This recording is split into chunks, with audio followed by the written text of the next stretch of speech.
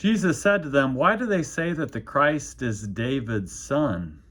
David himself says in the scroll of the Psalms, 'The Lord said to my Lord, sit at my right side until I make your enemies a footstool for your feet.'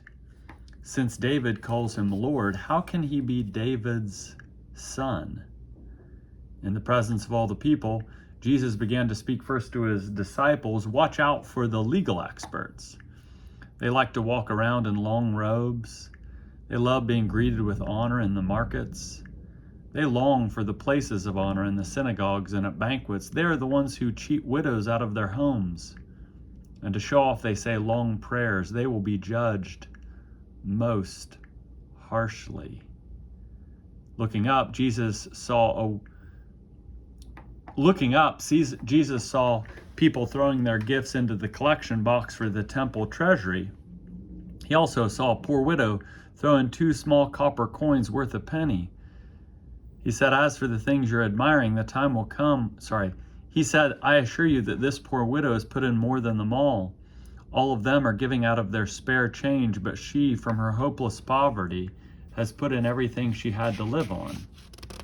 Some people were talking about the temple and how it was decorated with beautiful stones and ornaments dedicated to God. He said to them, "As for the things you're admiring, the time will come when not even one stone will be left upon another. All will be demolished." They said to him, "Teacher, when will these things happen? What sign will show that these things are about to happen?" He said to them, "Watch out that you aren't deceived. Many will come in my name, saying, 'I'm the one,' and it's time. Don't follow them. When you hear of wars and rebellions, don't be alarmed. These things must happen first, but the end won't happen immediately." Then Jesus said to them, "Nations and kingdoms will fight against each other. There will be terrifying sights and great signs in the sky, but before all this occurs, there will also be terrifying sights and great signs in the sky. But before all this occurs, they will take you into custody and harass you because of your faith. They will hand you over to synagogues and prisons, and you'll be brought before kings and governors because of my name. This will provide you with an opportunity to testify. Make up your minds not to prepare your defense in advance. I'll give you words and wisdom that none of your opponents will be able to counter or contradict.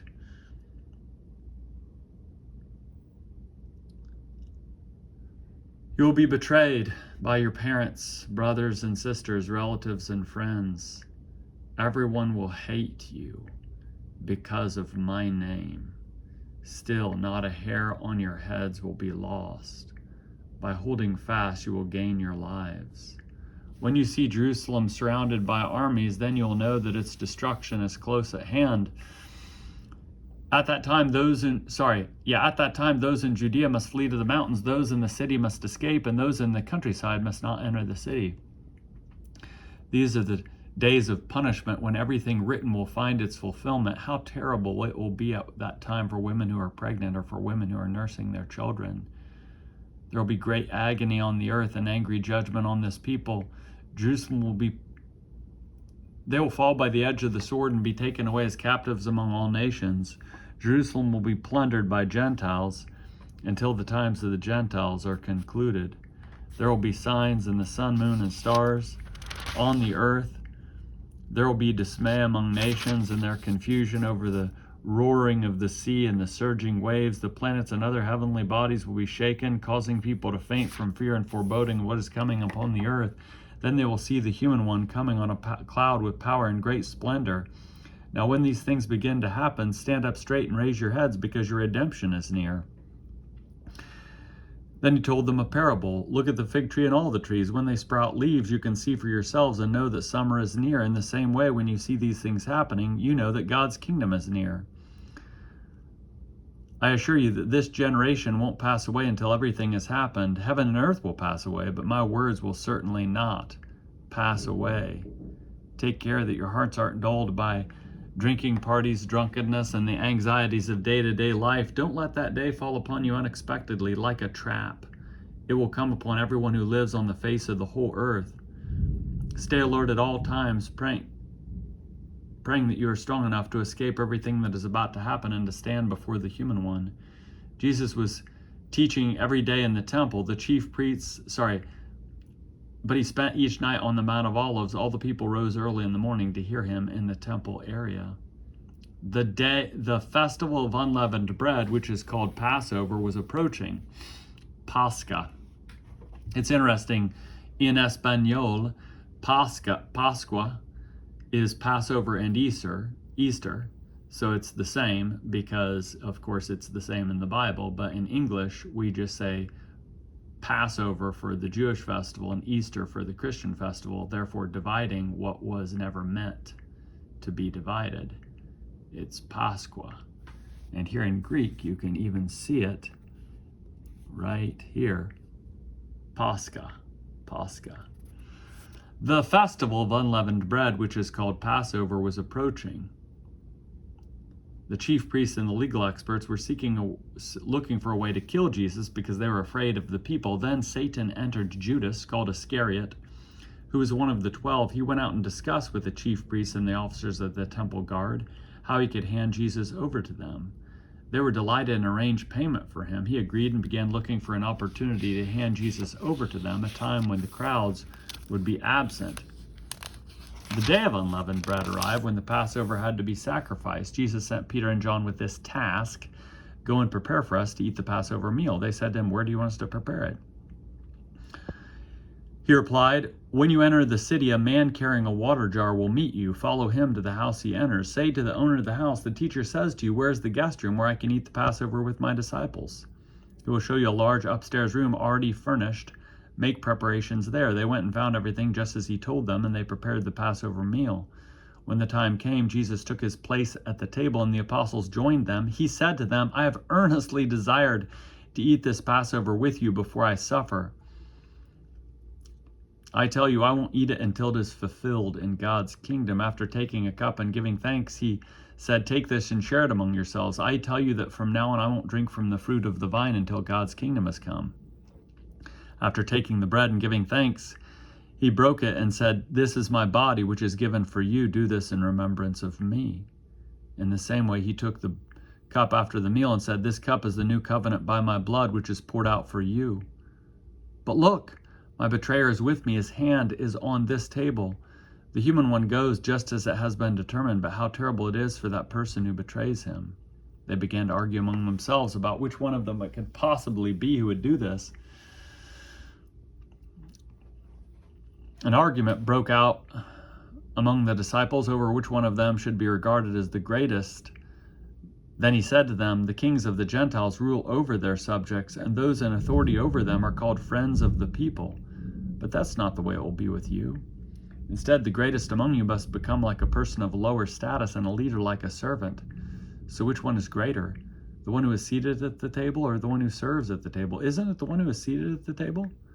But I am among you as one who serves. You are the ones who have continued with me in my trials, and I confer royal power on you, just as my Father granted royal power to me.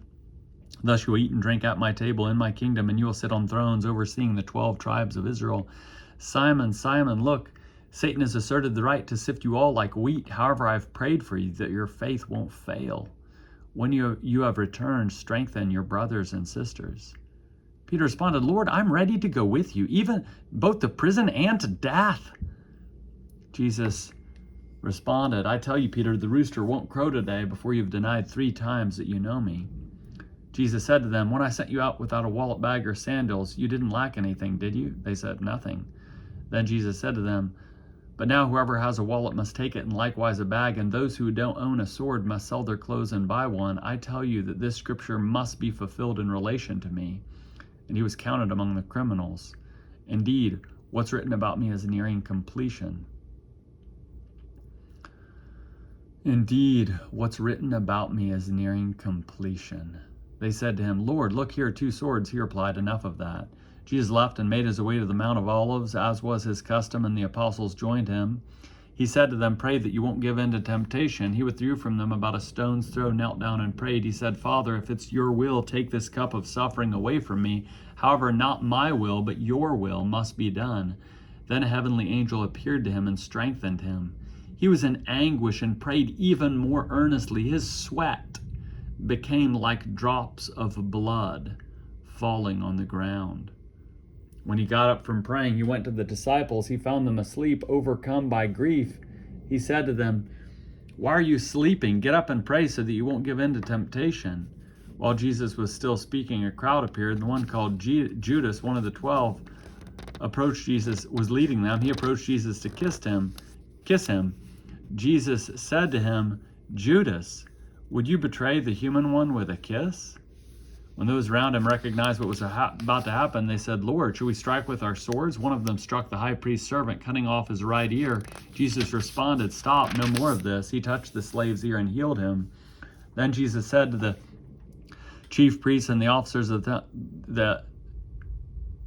the temple guard and the elders who had come to get him, "Have you come with swords and clubs to arrest me as though I were a thief? Day after day I was with you in the temple, but this is your time when darkness rules." When he got up from praying, he went to the disciples. After they arrested Jesus, they led him away to the high priest's house. Peter followed from a distance. When they lit a fire and sat down together, Peter sat among them. He said to them, "Why are you..." Then a servant woman saw him sitting in the firelight. She stared at him and said, "This man was with him too." But Peter denied it, saying, "Woman, I don't know him." A little while later, someone else saw him and said, "You're one of them too." But Peter said, "Man, I'm not." An hour so later, someone else insisted, "This man must have been with him because he's a Galilean too." Peter responded, "Man, I don't know what you're talking about." At that very moment, while he was still speaking, a rooster crowed. The Lord turned and looked straight at Peter, and Peter remembered the Lord's words, "Before a rooster crows today, you'll deny me 3 times." And Peter went out and cried uncontrollably. The men who were holding Jesus in custody taunted him while they beat him. They blindfolded him, asked him repeatedly, "Prophesy, who hit you?" Insulting him, they said many other horrible things against him. As morning came, the elders of the people, both chief priests and legal experts, came together, and Jesus was brought before their council. They said, "If you are the Christ, tell us." He answered, If I tell you, you won't believe, and if I ask you a question, you won't answer. But from now on, the human one will be seated on the right side of the power of God." They all said, "Are you God's son then?" He replied, "You say that I am." "You say that I am." Then they said, "Why do we need further testimony? We've heard it from his own lips." The whole assembly got up and led Jesus to Pilate and began to accuse him.